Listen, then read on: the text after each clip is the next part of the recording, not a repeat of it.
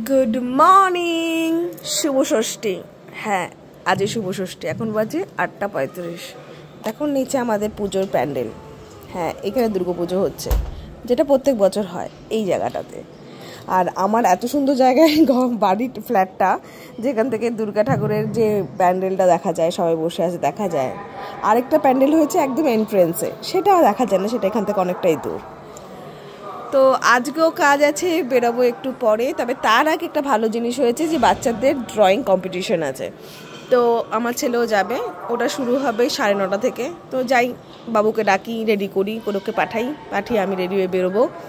সবচেয়ে বেশি একটা জিনিস বলতে আমার খুব ইচ্ছে হয়, যে বলেছিলাম না পুজো সবার জন্য সমান নয়, সেরকমই আমরা তো তাও কাজে বেরোয় একটু তাড়াতাড়ি হয়তো বাড়িতে ঢুকে যাই, বাট আমার ছেলেগুলো যারা সেলস অফিসার আছে তারা সকাল 10টা থেকে রাত্রি 10টা অবধি মার্কেটে থাকে। অনেকে তো 11টা 11:30 অবধি মার্কেটে থাকে এই টাইমে, কারণ এটা পিক সিজন।